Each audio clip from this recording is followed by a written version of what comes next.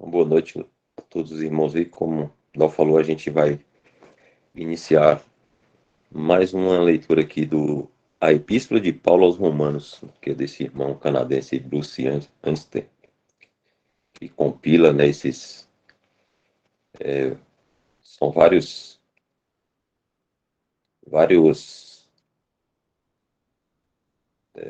pensamentos de vários irmãos, né, que ele compila num só livro. Ele mesmo diz que não são originariamente dele, né, mas ele reúne todos esses pensamentos de vários irmãos, escritos de outros irmãos do século XIX, irmãos também mais contemporâneos, e faz aí esse apanhado aí de pensamentos a respeito dessa epístola. Então a gente vai ler hoje o contraste entre o reino do pecado e da morte e o reino da justiça em vida. Se a gente lembrar um pouquinho, ele vinha tratando dos dois cabeças federais, né? Adão e Cristo, né? O Senhor Jesus Cristo, né? E ele vinha falando que sob um cabeça federal, né, Adão, que era a cabeça sobre toda a raça humana, pela queda, entrou o pecado no mundo, né, e várias consequências negativas veio junto. Morte espiritual, né, morte física, doença e tudo, tudo acerca de problemas. Sobre o outro cabeça federal, que foi Cristo, que é Cristo, aí veio todas essas bênçãos, né? Coisas positivas, que é justificação, libertação, vida eterna, né? Então, aí ele vai tratando desses dois pontos, trazendo os contrastes, né? Do que acarretou a desobediência de Adão na raça humana e o que acarretou a obediência de Cristo para a raça humana. Então, a gente vai entrar nesse outro ponto agora, e a gente podia ler esse versículo 17, dá para a gente só entrar no contexto aí do que o irmão vai falar. Romanos 5:17.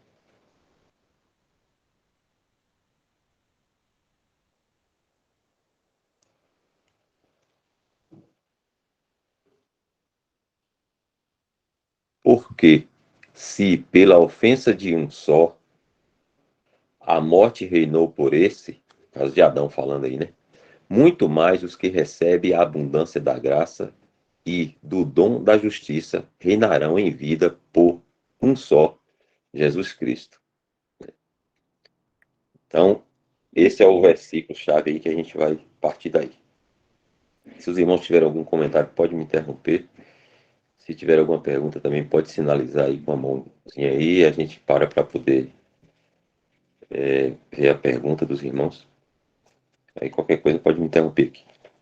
Então ele diz assim: contraste entre o reino do pecado e da morte e o reino da justiça em vida. Capítulo 5, versículo 17 de Romanos. Um terceiro contraste que Paulo aponta é a diferença entre o reino do pecado e da morte e o reino da justiça em vida. Ele diz que em Adão a morte reinou, mas agora muito mais os que recebem a abundância da graça, isto é, os crentes. O dom da justiça reinarão em vida. Então fica assim a frase, né? Mas agora muito mais os que recebem a abundância da graça, o dom da justiça reinarão em vida. Novamente, ele usa as palavras muito mais para marcar essa distinção. Pela ofensa de Adão, desde então, o pecado e a morte reinaram sobre todos na raça de Adão. Por outro lado, como resultado do que Cristo consumou para aqueles a ele conectados, os crentes, sobre sua cabeça, a justiça reina em vida. Esta é uma inversão surpreendente. Os membros da raça de Adão são vistos como escravos do pecado, morrendo sob esse senhor tirano, o pecado. Por outro lado, os membros da nova raça de Cristo são vistos como príncipes, reinando em vida e liberdade. Estes são dois estados opostos. É verdade que a justiça reinará em todos os sentidos no reino milenar de Cristo. Mas Paulo está se referindo à justiça reinando agora na vida do crente. Ele falará mais sobre isso no versículo 21. Resumindo o conteúdo do parêntese, vemos que o dom é abundante sobre a ofensa, a justificação é abundante sobre a condenação e a vida é abundante sobre a morte. E aí?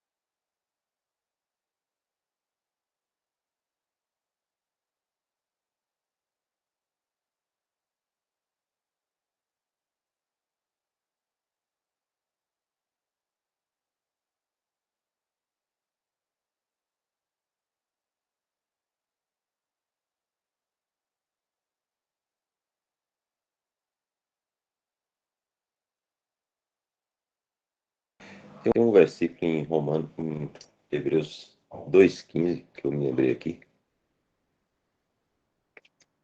Acho que fala um pouquinho disso que ele está falando aí, né? Eu vou falar de um ponto aqui que é o que eu lembrei. É 2, versículo 15. Ou 14 dá pra gente.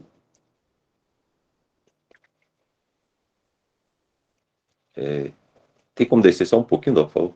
E visto que, e visto, visto como os filhos participam da carne e do sangue, também ele participou das mesmas coisas, para que pela morte aniquilasse o que tinha o império da morte, isto é, o diabo, e livrasse todos os que, com medo da morte, estavam por toda a vida sujeitos à servidão.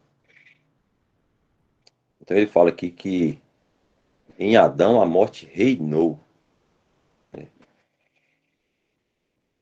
E quando fala de reino, ele fala assim, contraste entre o reino do pecado e da morte e o reino da justiça e da vida. Sempre eu gosto de pensar na palavra governo, né, quando fala de reino. Até acho que Michel leu um,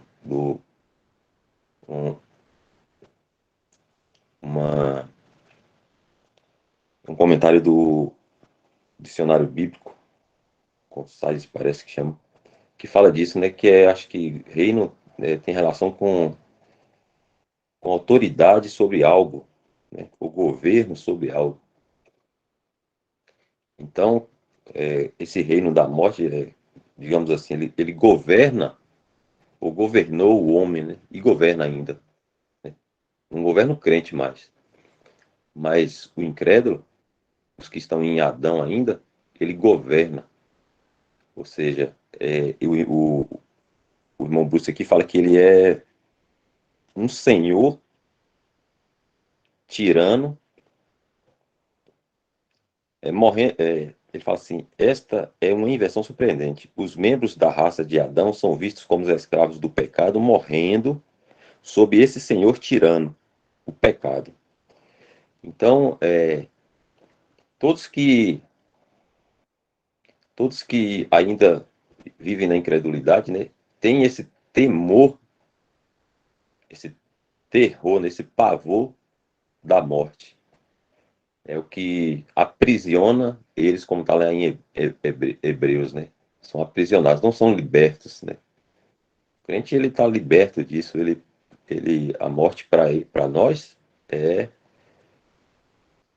é só um instrumento de Deus para nos levar a Cristo, né? E não passa disso. O crente ele não tem mais temor da morte ou, né, de onde para onde vai, o que vai acontecer, né? Porque ele tem em luz, né, conhecimento de todas essas coisas, sabe a certeza da salvação, sabe para onde vai, que assim que deixar esse mundo vai estar, né, com o Senhor. Então, ele não teme, né? Ele não está sendo governado ou subjugado ou aprisionado por, pelo medo da morte, né? Não reina sobre ele. Agora, o incrédulo, ele, como fala lá em Hebreus, só para Hebreus 2,15, ele, e livrasse todos os que, com medo da morte, estavam por toda a vida sujeitos à servidão. Então, o ponto que eu queria destacar aqui é esse, né, que o reino da morte aí, a morte, ela é como um governo, um senhor, né, que aprisiona as pessoas, governa, causa temor, causa pavor, né, aos homens, ao incrédulo, né? Enquanto esse outro governo, que é o reino da justiça em vida, que é o segundo aqui, que é o que Cristo fez, né? Esse governo, ele não é mal, ele não é impiedoso, né? Antes ele é gracioso, ele traz paz, justiça, né? A gente consegue andar em justiça por meio desse governo de Cristo, livres, né, para não pecar, peca se quiser, mas a gente tem liberdade, né, hoje para andar em justiça. Então, me lembrei desse versículo aí de Hebreus, né? Fala que a morte aprisiona as pessoas, né? O medo da morte traz as pessoas sob servidão, os incrédulos.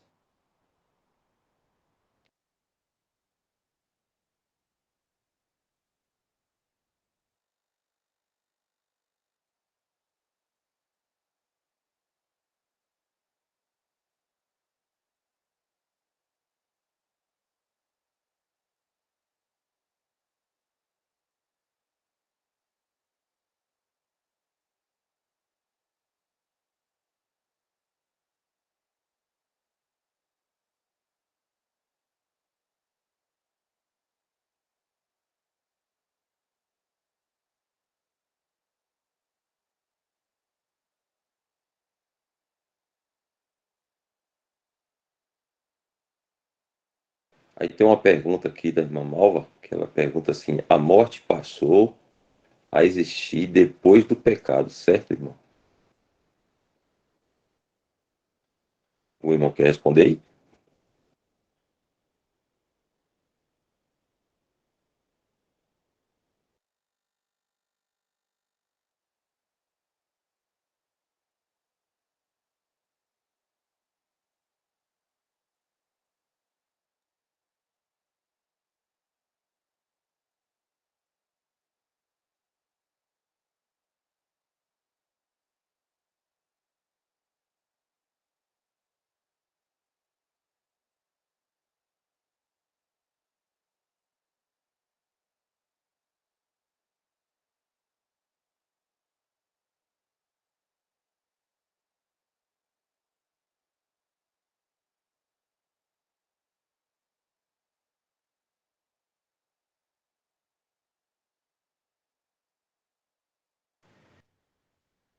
Então, se a gente for ler lá em Gênesis 2:17, só para responder a irmã Malva,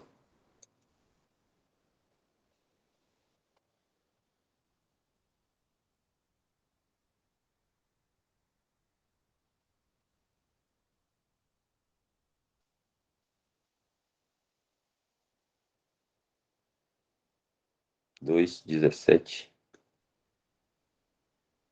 Fala, mas da árvore da ciência do bem e do mal dela não comerás, porque no dia em que dela comeres, certamente morrerás.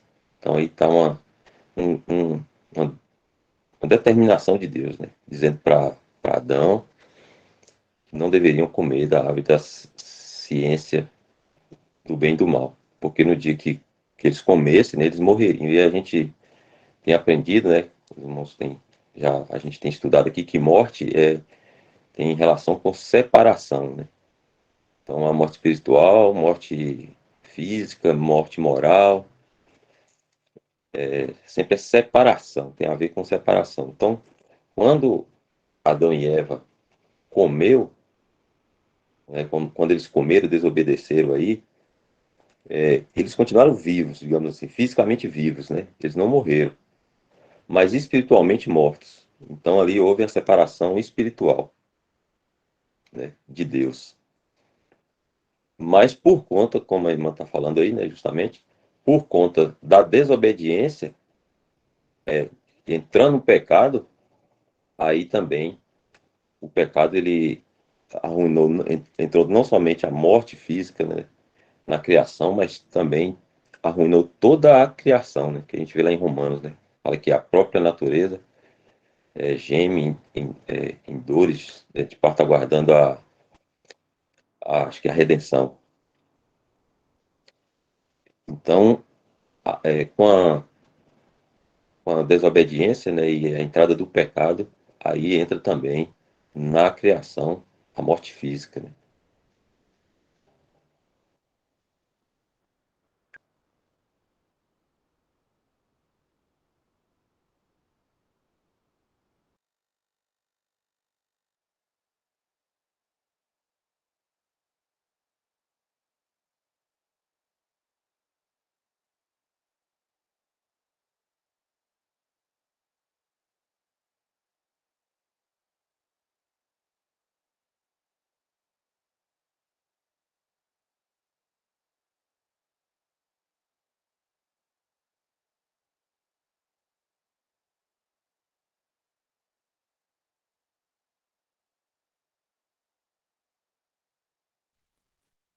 Ô, irmão, você falou que a morte é separação, mas se separa, né? Foi, no caso aí, Adão separado do Senhor, conta do pecado. Hoje nós somos salvos por Cristo, mas estamos nessa carne ainda. Então, nós pecamos. Essa separação não existe mais, mas temos a consequência dos nossos pecados. É isso?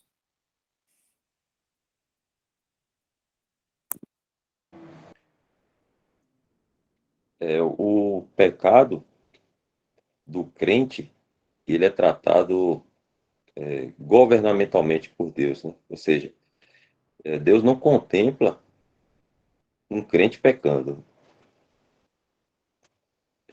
Deus não, não vê, né, um crente nessa situação de pecado. É sempre em santidade.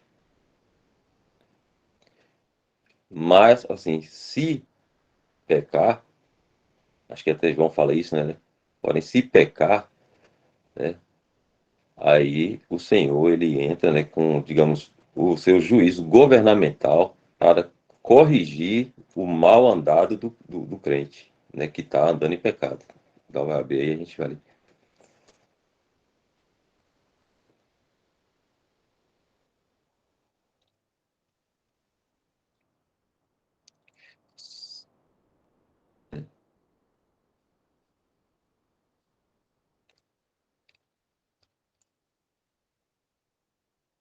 Acho que é o lá em cima. Você colocou lá e saiu novamente lá. Acho que foi lá em cima.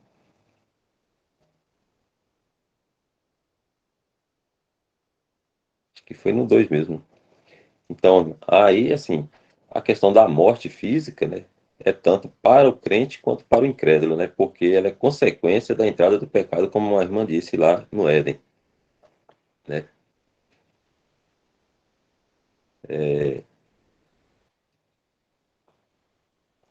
Meus filhinhos, essas coisas vos escrevo para que não pequeis. E se alguém pecar, temos um advogado para com o Pai, Jesus Cristo, o justo. Então, se acontecer, né, porque a gente ainda está na carne, e se a gente não andar em julgamento próprio, em separação, né, se a gente dá ocasião à carne, a gente vai permitir que o pecado, né, nos alcance, né, que a gente peque. Então, se acontecer, o Senhor trata com isso governamentalmente, ou seja, ele impõe disciplinas no crente para corrigir, né, para ajustar o andado daquele que está andando em pecado. Ele salvo, né, o crente. Né? O incrédulo,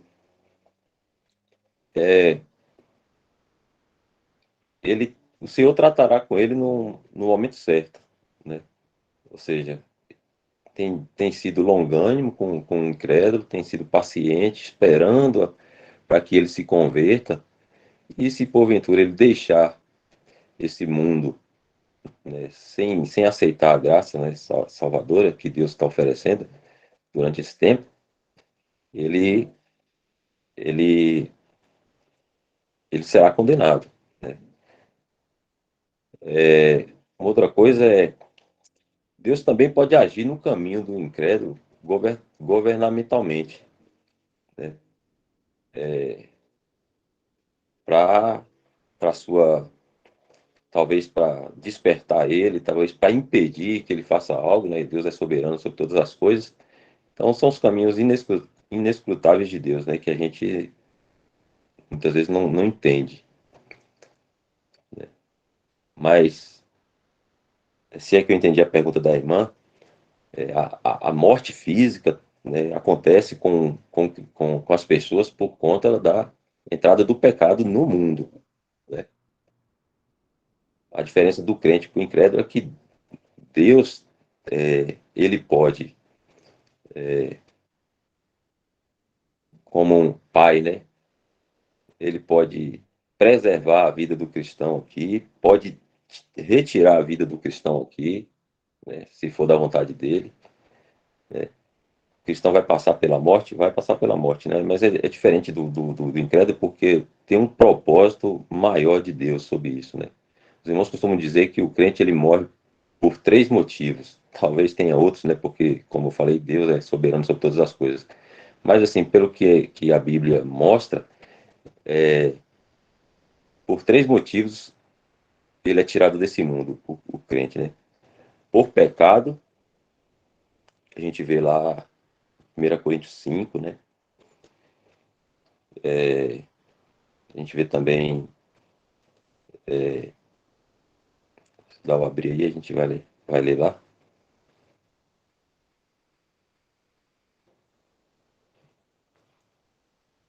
Deixa eu ver qual vai ser aqui, tá?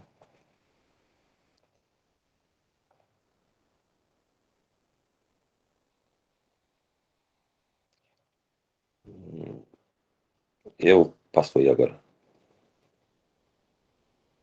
O 3, vou ler o 3 aqui. Eu, na verdade, ainda que ausente, Paulo falando, né? Eu, na verdade, ainda que ausente no corpo, mas presente no espírito, já determinei, como se estivesse presente, que o que tal ato praticou, em nome de nosso Senhor Jesus Cristo, juntos vós, o meu espírito, pelo poder de nosso Senhor Jesus Cristo, seja entregue a Satanás, se era um crente, ó, para a destruição da carne, para que o espírito seja salvo no dia do Senhor Jesus. Então, era um crente em pecado, né?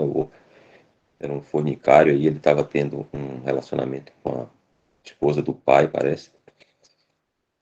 Era um salvo, né? Que Paulo, na segunda carta, Paulo pede que a Assembleia em Coríntios restaure ele a comunhão, né? Provavelmente ele tenha se arrependido. Então, João também fala que há pecado para a morte e há pecado que não é para a morte. Né? O pecado que é para a morte, por esse eu digo que não ore, eu digo que não ore, João fala. Então, são pecados, né, que o Senhor pode encerrar a vida, a caminhada, a carreira do cristão aqui, porque ele está dando mau testemunho e atrapalhando o testemunho de Deus aqui na Terra. Vamos ver se eu encontrei isso aí.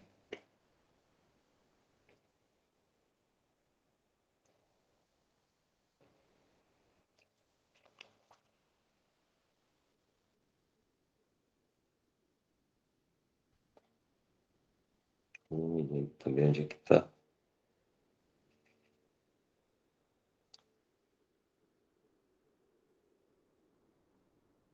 Se algum irmão lembrar.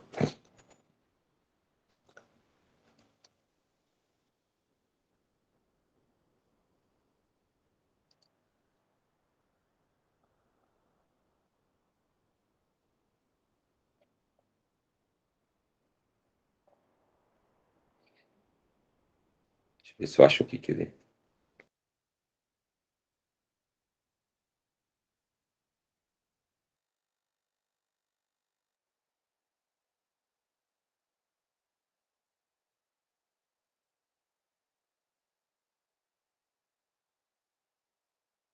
João 5, 1 João 5,16. Então.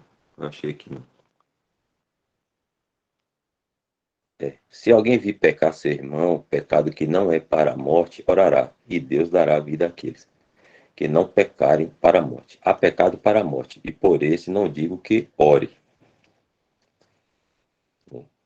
Então, um dos motivos, né, que o Senhor pode encerrar a vida do cristão aqui nesse mundo é pecado, né, por estar atrapalhando o testemunho. O outro é quando o crente ele já concluiu o trabalho dele aqui no mundo, né, o que Deus tinha determinado para ele aqui, né. Isso aí Paulo fala, né, que ele já tinha, ele fala, combati o bom combate, guardei a fé. Acho que ele estava falando que ele estava sendo oferecido por libação, né? Não me lembro bem como é que está o versículo lá. Então, esse outro é outro ponto que Deus também pode tirar ou recolher o crente, né? Deixa eu ver se eu achei ele aqui.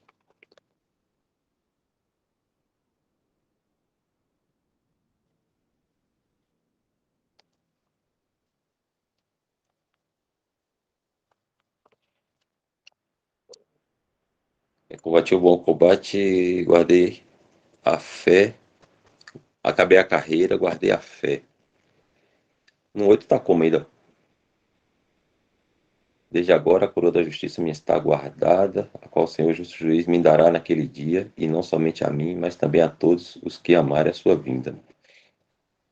Então aí é uma outra situação também que, que Deus pode tirar um crente desse mundo. E a outra, terceira, é como para dar um testemunho. Né? Acho que foi o Estevão, parece, acho que Filipe também morreu como Marte, né? Acho que foi o primeiro Marte. A gente vê em Atos isso. Então, para dar um testemunho de Cristo, né? O Senhor pode permitir a morte de um crente. Isso às vezes para dar um testemunho na família, ou né, em outras situações também, para que alguém se converta. Deus possa usar aquela morte para a conversão de alguém, ou para a glória dele.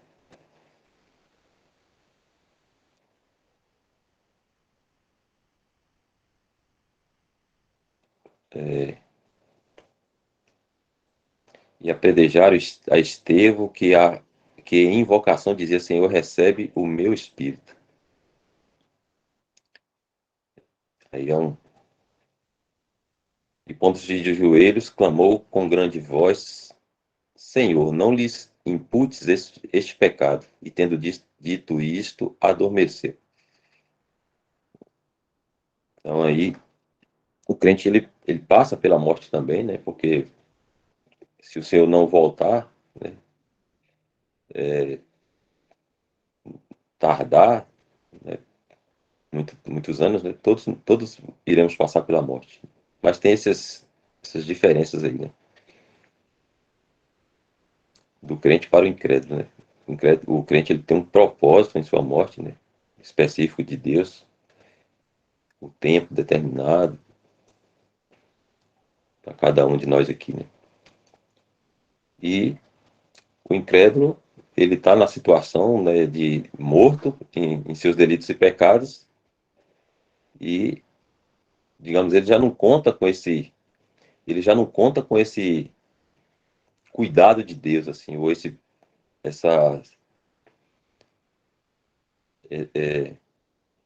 esse propósito de Deus na vida, como Deus tem com o cristão, né? Então, eu posso dizer assim que ele tá sozinho, né? Embora nós sabemos da soberania de Deus em todas as coisas, né? Deus ele tem controle sobre tudo e todas as coisas que ele faz são perfeitas, né? Então, se a pessoa vai, o incrédulo ele morre porque ele buscou, né? Ele tem se envolvido com coisa errada, ou doença, ou não sei, um acidente de carro, né? Tudo isso aí Deus sabe, está no controle, né? A gente não sabe. Mas eu digo sobre a morte física que a irmã perguntou, ela entrou pelo pecado, né? Por conta do pecado, né? Todos morrem, né? Os animais também. E mas entre o crente e o incrédulo tem essas questões aí, essas diferenças aí. Eu não sei se a irmã conseguiu compreender, senão os irmãos podem ajudar aí também.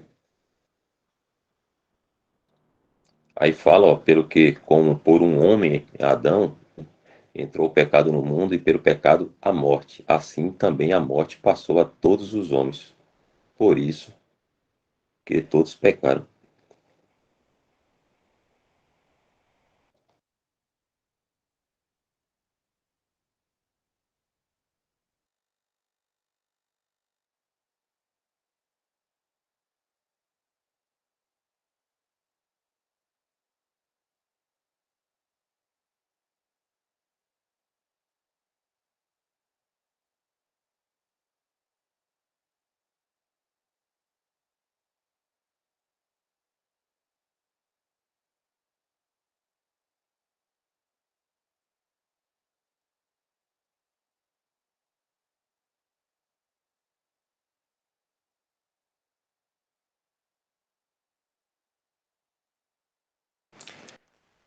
Algum irmão tem algum pensamento mais sobre esse assunto aí, esse ponto aí que a gente leu, que é o primeiro aí? Ajudar também a compreender.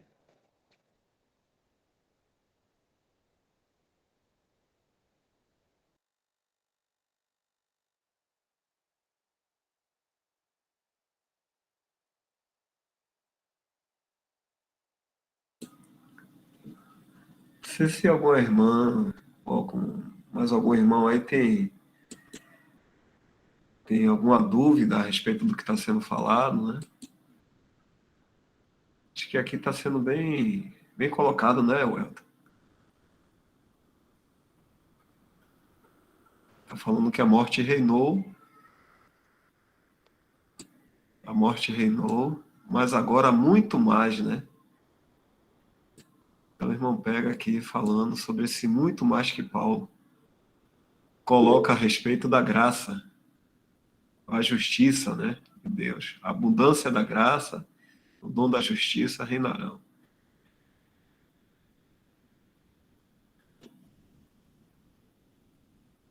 Apesar da ruína que o pecado causou na criação, a morte de Cristo, a obra de Cristo na cruz, superou tudo isso aí.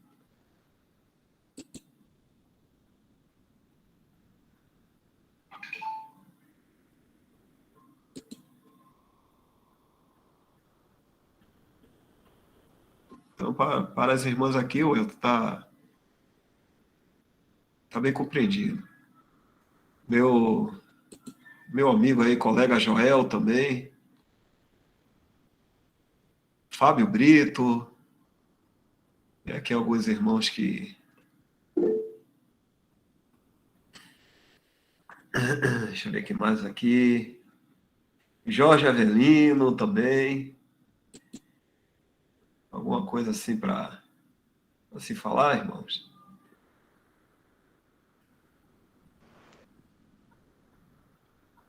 Esse 16. Pode ficar à vontade.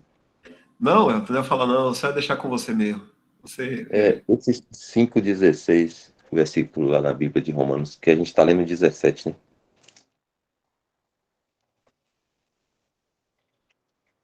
Ele fala assim: e não foi assim o dom como a ofensa, né? O dom foi diferente da ofensa, né? Porque teve um, tipo assim, algo muito maior, né? Algo mais sublime, maior, que ele fala assim, e não foi assim o dom como a ofensa. Aí ele vai falar, por um só que pecou, né? Porque o juízo veio de uma só ofensa, na verdade, para condenação, mas o dom gratuito veio de muitas ofensas para justificação. Ou seja, se por uma ofensa o ser humano merecia X, por muitas ofensas o ser humano deveria receber Saudade 1000x. galerinha. Hoje eu vou jogar um robô. Acho que é o bebê da irmã falou muito. Então, só continuando o pensamento aqui, né? Que ele vai falar assim, por uma ofensa, né? A gente deveria receber 100, por muitas ofensas, a gente deveria receber 1 milhão, né? De juízo. Só um exemplo assim, né? Só que como Deus, ele é bom, né? Ele é gracioso, por uma só ofensa, né, que na verdade já servia para a condenação, as muitas ofensas, né, em vez de receber mais condenação, ele, ao contrário, ele deu justificação. Porque na lógica da gente, né, se uma pessoa, né, digamos assim, um filho, ele desobedece a gente reclama, né, reclama. Mas se ele comete aquela desobediência mais vezes, ele apanha. Não é assim que a gente faz? Só que Deus aí ele fez o contrário, né? Por uma ofensa que merecia a condenação, que era para condenação, já merecia, né? Já ia receber condenação. Aí ele esperou muitas ofensas, né? Quantos pecados eu não cometi na vida? E cada um de nós cometeu. E há quanto tempo o Senhor não está, né, suportando nossos pecados, né? E aí ele, de muitas ofensas, ele ele traz justificação, né? O Senhor traz justificação. Por isso, esse ponto que o irmão traz aqui, o segundo que ele faz do resumo, lá ele fala: a justificação é abundante sobre a condenação. No finalzinho ele faz um resumo, aí ele vai falando: ó, o dom é abundante sobre a ofensa, a justificação é abundante sobre a condenação, a vida é abundante sobre a morte. Tudo é graça, né, irmãos? É graça.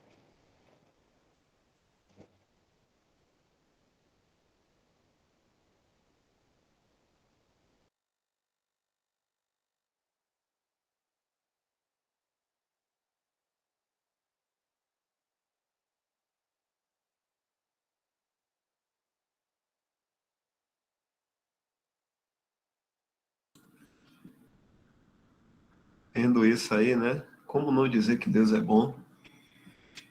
Um dia a gente vai entender melhor o quanto Deus foi generoso conosco, foi misericordioso, foi gracioso conosco.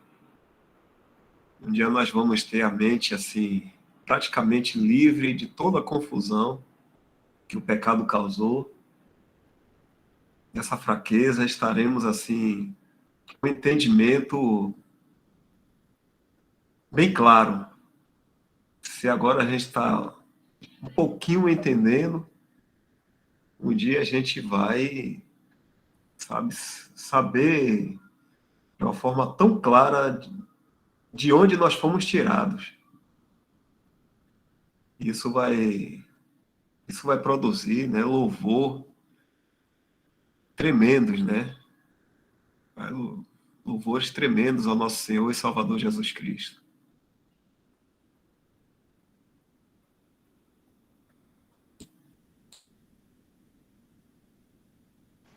Até o Luiz Amoff estava falando essa semana, acho que numa live, ele estava falando, a gente sempre vê o pecado sob nossa perspectiva, né? Ah, não é tão mal isso que eu fiz. Mas se a gente conseguisse perceber o pecado pela perspectiva de Deus, aí talvez a gente ia nem passar pela nossa mente pecar, né? Mas é que como o Dal falou aí, a gente não consegue, né? A gente pensa que não que é normal, né? Mas a gente não tem essa mesma aversão pelo pecado que o Senhor tem, né?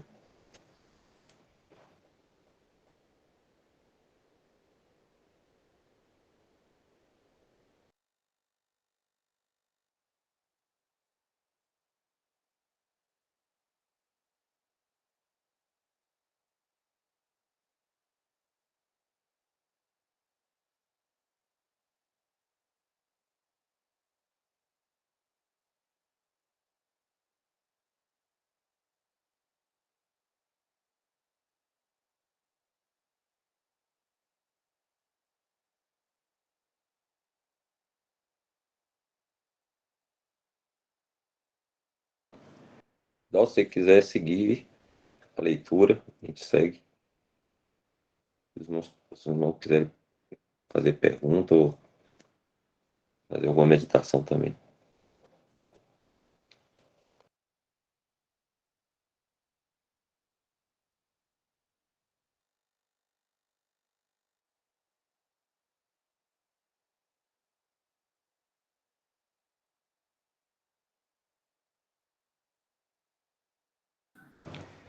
Isso aí agora é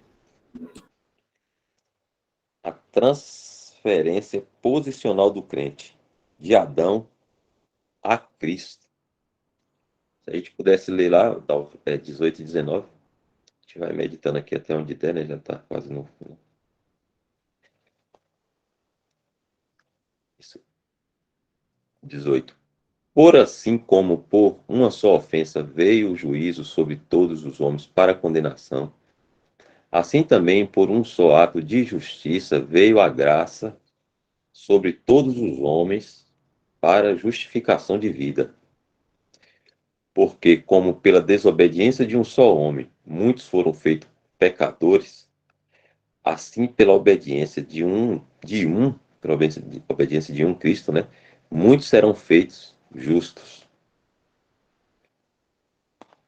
Então agora a gente vai lá para o texto. Ele vai dizer assim. Deixa eu ver uma coisa aqui, porque eu vou ler aqui, irmãos, vai estar um pouquinho diferente da tela aí, mas depois segue a mesma coisa. Ele diz assim: tendo fechado o parêntese nos versos finais do capítulo, Paulo mostra que os crentes foram transferidos da cabeça e da raça de Adão para a cabeça e para a raça de Cristo. No parêntese, ele faz contrastes, mas agora ele continua para fazer algumas comparações entre os dois, usando as palavras assim ou assim também. Então, se lá ele estava fazendo contrastes, agora ele vai fazer aqui semelhanças, né? Ou comparações. Vamos ver o que ele está falando aí. ele diz: como uma só ofensa de Adão teve seu efeito para todos os homens para condenação, assim também um só ato de justiça de Cristo foi estendido para todos os homens para justificação de vida. Existem dois todos aqui. Ao contrário dos dois muitos, no versículo 15, que estavam contrastando as duas raças de homens, esses dois todos referem-se às mesmas pessoas, toda a raça humana. O ato de Adão trouxe algo para todos os homens, e assim também o ato de Cristo. A gente vai ler o outro parágrafo, porque acho que ele vai complementar aí o que a gente leu agora. A versão King James e as em português, infelizmente, traduzem este versículo como se o dom gratuito da justiça tivesse chegado sobre todos os homens. E isso levou alguns a crerem que todos os homens serão salvos no final. Eles citam as referências aqui, depois a gente podia recorrer lá. Ele fala, Romanos 11, 32 e 1 Coríntios 15, 22 também são usados para ensinar esse erro. Essa doutrina errônea é chamada de universalismo, porque fala, né, que vai contemplar a salvação a todos os homens. Mas isso é incorreto. No entanto, essa frase deve ser traduzida como para todos os homens, não sobre todos os homens, como ele disse lá, né? Mas para todos os homens. O que significa que ela foi disponibilizada a todos, mas não necessariamente alcançada por todos.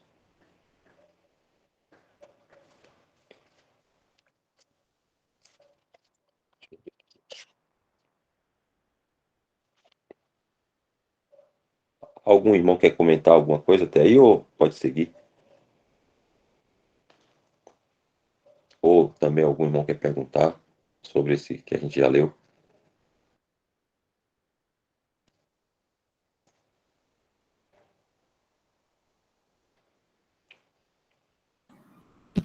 Tá tudo bem, viu, Elton? Aí, então, só para completar o que o irmão está falando aí, dessa doutrina errônea, que trata de dizer que todos os homens no final serão salvos, se isso falasse realmente na Bíblia, não se tocaria o assunto de homem sendo lançado no lago de fogo. Se todos seriam salvos, não teria homem nenhum para ser lançado no lago de fogo, né? Que foi preparado para Satanás e seus anjos. A Bíblia também não falaria sobre isso. Então o erro já começa aí, a falta de verificação, né, da Escritura. Se apega a uma frase, um versículo que na versão não está bem colocada, e aí cria-se uma doutrina em cima disso aí, sem observar o restante das Escrituras. Isso é que é perigoso, a gente ler e achar que aquele pouquinho que a gente leu ali já é todo o significado que a gente pensa, né, que está falando ali, mas não é. Às vezes a questão da versão causa estranheza também, né? Faz a gente entender mal. É por isso que a gente usa várias versões, porque existe o texto e o contexto, né? O contexto do que está se falando. E a palavra toda em si, a palavra de Deus, ela se completa, ela fala por si só. Então, se isso fosse verdade, a própria Bíblia não falaria de homem sendo condenado. Não tocaria nem no assunto de condenação para o homem, né? Só falaria de salvação. Cristo veio e salvou todos os homens, pronto. Resolvido. Não falaria de nenhuma condenação.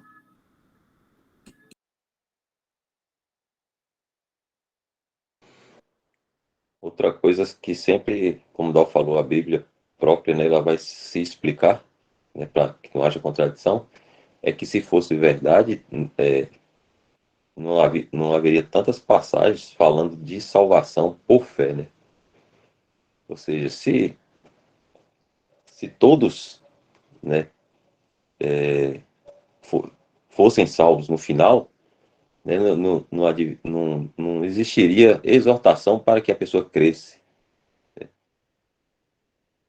E tem várias, né? Para que a pessoa creia, aquele que crê será salvo, aquele que não crê, né, já está condenado. Aquele que ouve a minha palavra, crê naquele que me enviou, tem a vida eterna, não entrará em condenação. Então, uma simples, observada, né, mais de perto assim na Bíblia, a gente já vai ver que essa doutrina que existe, né, e é difundida ainda aí no meio cristão, ela é falsa, né?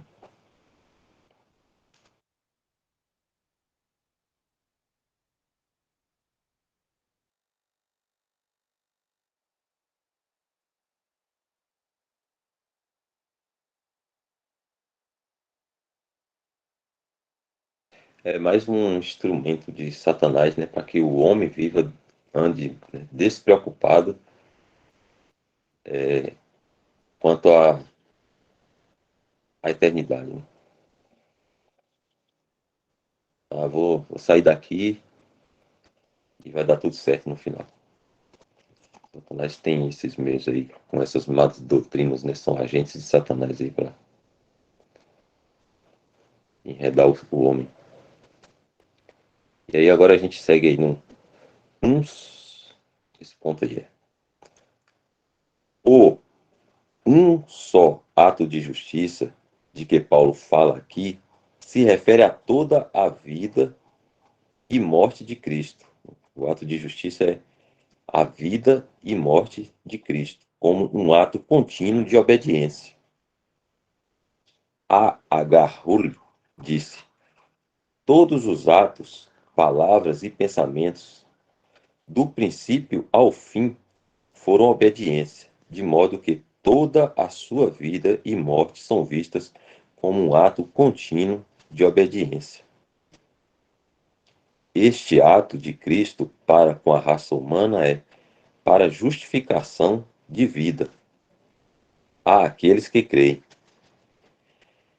Este termo justificação de vida refere-se aos crentes sendo colocados em uma nova posição diante de Deus, onde ele não os vê mais como pecadores, mas também como tendo uma nova vida que não pecou e não pode pecar. Interessante isso aí, né?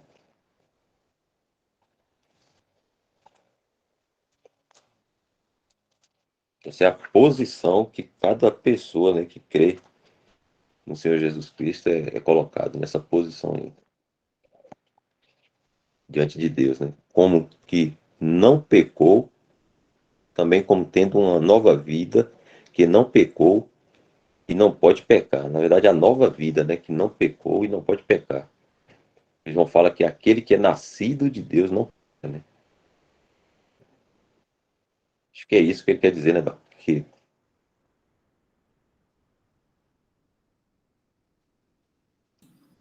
A velha vida arruinada pelo pecado não serve, né, para Deus. Mas essa nova vida, é por isso que fala de um novo nascimento. Uma vez a gente nasceu de uma semente corrompida, né? E corruptível. A semente do pecado, né? Todos nós nascemos em pecados. Em pecado, melhor dizendo, né? Em pecado. Mas aí foi necessário existir uma nova vida, a gente nascer de novo e agora essa vida, essa nova vida do crente é gerada diretamente por Deus, que a gente sabe que Deus é luz e não há trevas nenhuma nele. Então, algo que é gerado por Deus é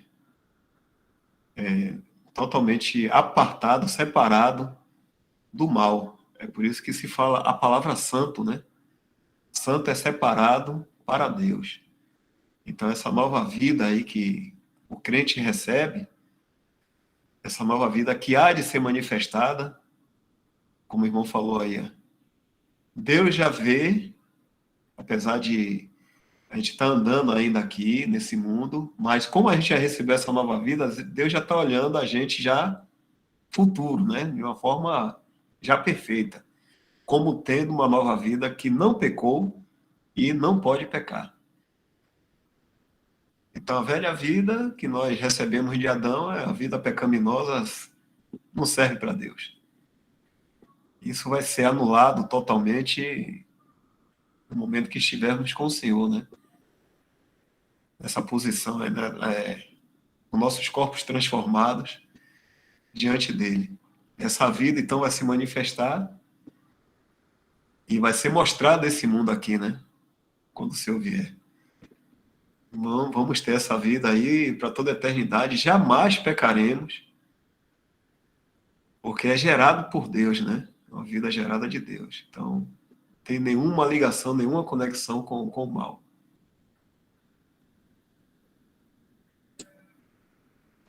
A gente podia até ver esse versículo lá em 1 João. Às vezes confunde, né? Algumas pessoas confundem, né? 1 João 3,9.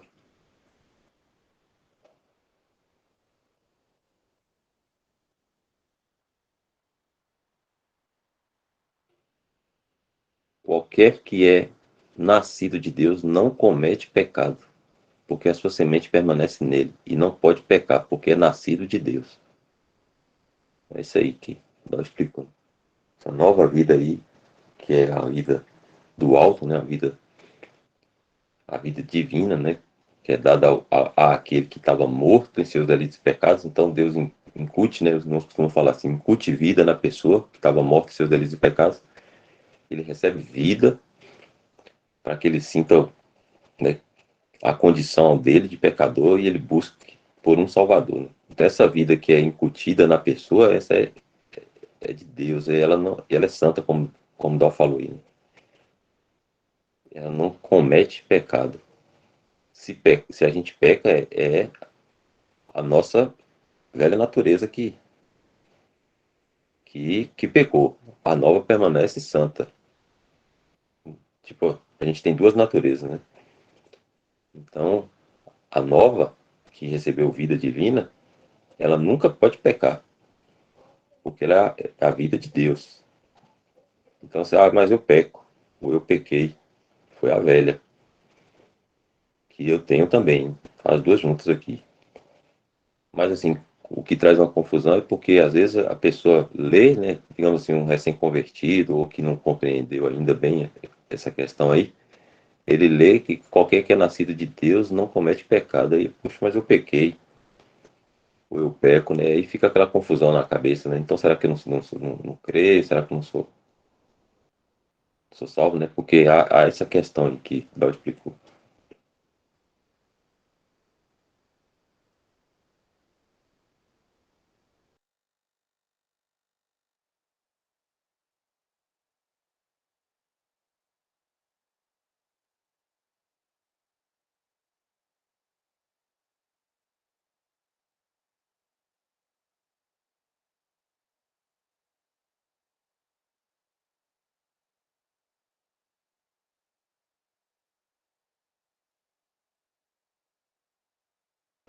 Dá que a gente ainda tem bastante coisa desse. O que você acha? A gente finaliza daqui até o próximo? São dois parágrafos. Acho que a gente poderia parar aqui, né, para não ficar muita Uhum. coisa, Uhum. e os irmãos ficarem com esses assuntos aí que a gente já falou, né? A gente também, pelo menos, deixar na mente esses daí já, né? Principalmente esse finalzinho aqui, como você falou, né? Que muita gente confunde. Lá não está falando da pessoa que nasceu de novo, mas está falando de algo nascido de Deus, né? Não da pessoa. Não está falando bem disso aí. Deixa eu ver aqui. qualquer que é nascido de Deus, não é aquele que nasceu de novo. Não está falando da pessoa, o ser humano. Está falando da vida gerada por Deus, ou nascido de Deus. E aí esse ser humano tem essa vida aí. Mas no momento em que ela realmente vai agir 100% em nós, 100%, sem nenhuma influência do mal, é quando formos totalmente libertados desse nosso corpo aqui, estivermos transformados, estivermos em glória. Então essa vida se manifesta sem nenhum impedimento. E aí, Welton, a gente pode ficar aqui mesmo, viu? Eu vou copiar aqui e aí mando para você. E aí, nossos irmãos e irmãs aí, nessa questão aí dessa nova vida, tá conseguindo entender também, né? Que o crente, ele tem a velha natureza, como o irmão Welton falou, que é essa vida arruinada pelo pecado, que é o pecado, na verdade, né? Que é a natureza pecaminosa que gera pecados. O primeiro nascimento nosso é esse, né? Com essa vida arruinada, com essa velha natureza. Deus agora nos gera de novo com uma nova vida. Então agora o crente tem a velha natureza e tem agora uma vida gerada por Deus, não de Adão. A primeira foi de Adão. Agora nós temos uma vida, né? Ele nos vivificou com uma vida gerada diretamente dele. E quando o crente ouve o evangelho da sua salvação, ele é selado também com o Espírito Santo, que a gente não deve nunca confundir. A nova vida com o Espírito Santo são distintos ou diferentes. Então, uma pessoa que vai crer é porque ela já nasceu de novo, ela já tem essa nova vida. É por isso que ela crê. E quando ela crê, aí então o Espírito Santo vem e habita nela. Aí agora é a pessoa da divindade, do Espírito, o Espírito Santo, a pessoa da divindade habitando no crente. Uma é uma nova vida e a outra é a pessoa divina habitando no crente. Então existe a velha natureza em uma pessoa só, né? Em um crente. A velha natureza, existe a nova, gerada por Deus. Se ele ouviu e creu, foi selado com o Espírito Santo também. E uma quarta que existe é o nosso eu, né? Que é responsável pelas nossas atitudes. Que fala lá em Gálatas, andai em espírito e não cumprireis a concupiscência. Então, a responsabilidade é nossa. Existe o nosso eu também, que é consciente, né, de tudo isso aí.